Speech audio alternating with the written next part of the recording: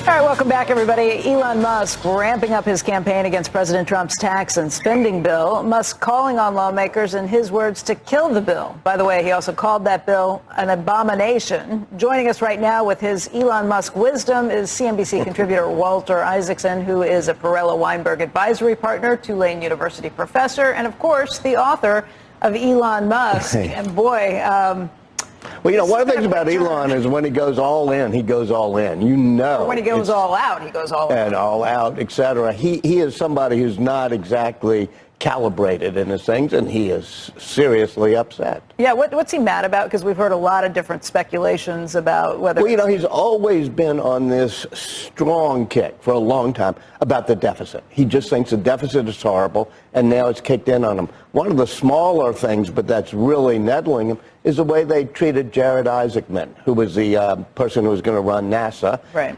Somebody who was close to Elon and flew on 2 SpaceX. A great choice for NASA administration. On Friday, when Elon Musk is in the Oval Office, getting that rinky-dink little box, wooden box with a key in it, which was, I think, a little bit insulting from Trump.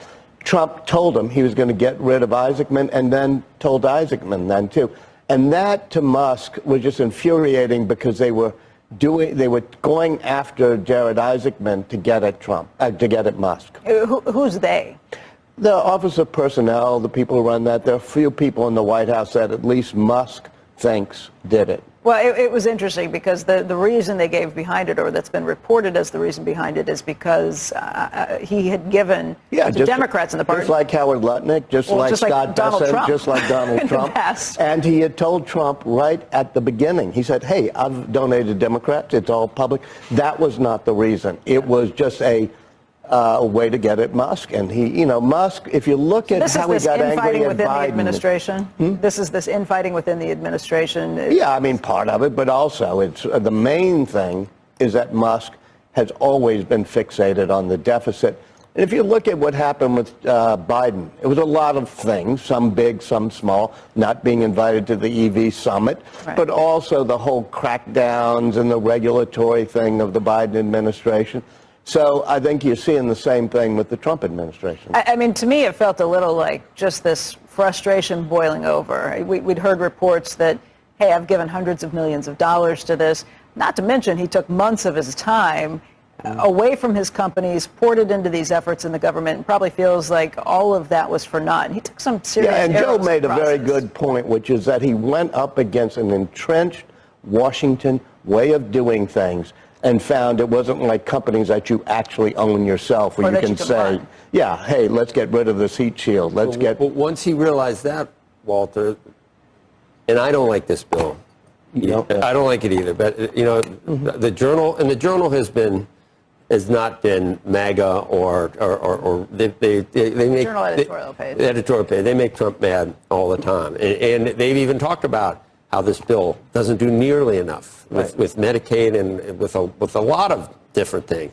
But yesterday they did say to have Elon almost make it impossible to pass it at this point, or at least to weigh in that vociferously when there's $4.5 trillion in tax increases that will happen if it. You know, remember the good versus the perfect? Ronald Reagan said, if I get 80%, this might only be 51% worth doing, but not doing anything is even worse than doing this bill. That's not exactly a resounding endorsement. It's not at all. I would cut so much more. I don't think I don't know if I put these new tax cuts in. I wouldn't do salt. How bad will $2 to $3 trillion in deficit be? Musk probably disagrees with you. Thinks it's just crushing to the country. But let me get Susan Collins, Rand Paul, Thomas Massey, Ron Johnson. But I'm even going either side. You can find people in the House that are over here and over here because they're in blue districts. People in the Senate that are over here and over here. It has to be what's within the realm of what you're actually doing. And Elon found that out. That was my point. He found that out trying to shrink this. One of the disappointments I had on the Musk going into government was that he kind of shot fish in a barrel, the easy things, like let's get rid of the USAID play in Pakistan or whatever, and that doesn't add up to real money. Here's somebody who could have taken on the procurement processes in government, could have taken on... That's probably impossible to do, too. Well, I think maybe that's what hit him, is that this is so entrenched in Washington, that the big stuff, do we really need F-35s and an F-47 in an era of drones, and do they have to cost 1,000 times more than they would have cost if SpaceX had built them?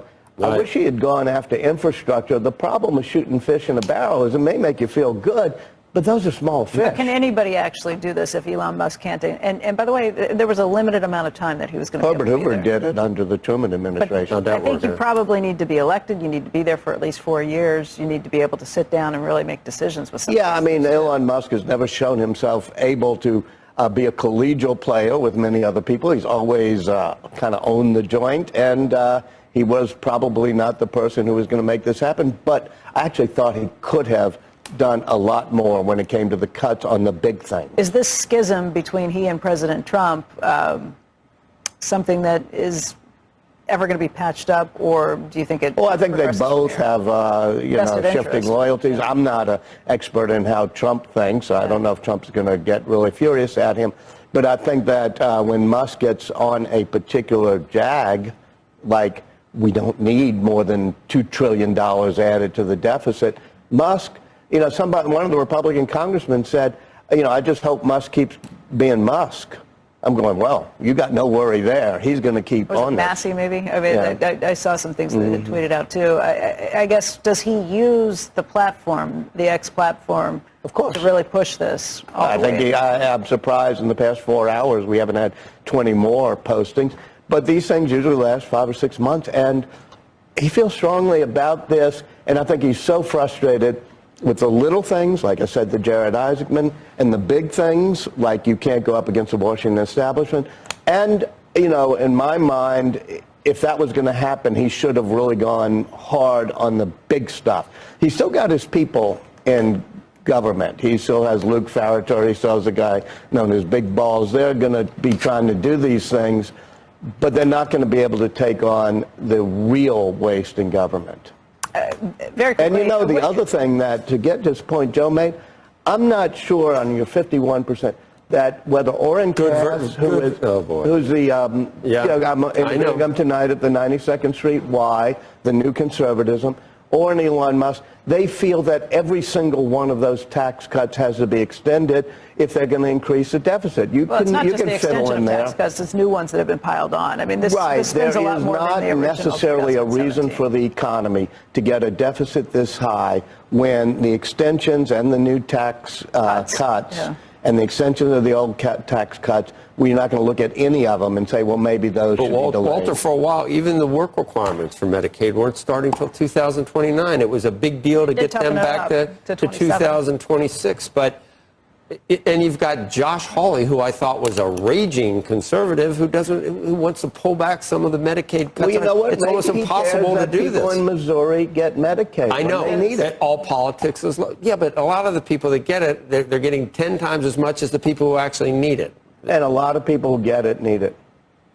Yeah, but you can't see that Medicaid has been totally gamed and abused from what it was intended to be in the first place. There's a much cheaper way to cover the people that you want to cover than just expanding Medicaid. That was done, If you look even on the Affordable Care Act, which is why it happened, insurance, which is why it happened and why Medicaid this bill cuts back on people being able to get covered under the Affordable Care Act. You can say that, we should give tax cuts so we don't have to pay for these things, or you could say, hey, maybe there's going to be some waste in Medicaid, and maybe the Affordable Care Act is helping some people it shouldn't help, but maybe this is a balance we have to have in our society.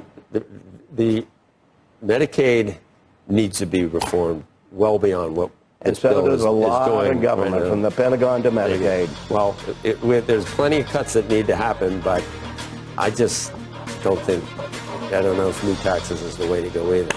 Especially with tariffs. I mean, if the tax cuts aren't extended, you have $4.5 trillion in tax hikes. On next year. tariffs, you mean? No, if the tax cuts aren't extended. Well, then they'll go I don't first. Tax hike of $4.5 Either trillion. or. Yeah. It is if you don't extend the There's 2017. going to be a simple. Okay, I'll tell you what some this changes that have You to know, happen. I'm old enough to remember back in the days when government could work, and finally a Ronald Reagan and a Tip O'Neill would sit Get down. together. If you wanted to solve this, it's not that hard. You just need something that doesn't happen What do you think? today. Why did we go after the pandemic to spending 3 times as much? Why is the deficit $2 trillion instead of $800 billion? Why can't we go back to pre-pandemic spending? Because we don't have a political system or a bureaucracy. But the things you're saying is that you're telling me grandma's going to be pushed off a cliff. Why can't we go back to pre-pandemic spending? We could try to have in this country again what we had for many decades, which is the chance for people to come together and say, okay, we're going to have a bargain on What this. if that meant going back to pre-pandemic spending levels? You're not giving me even the possibility of that happening. I'm He's not saying it shouldn't. He's just saying it's not likely It because can't. of the political Well, that's system. right. By the way, they're begging me to just Begging throw my us? body in front of you and throw us to commercial. Walter, thank you for coming in. Hey, it's good to see you, Becky. Good to see And you, you too, Joe. All right, Squawk Box will be right back.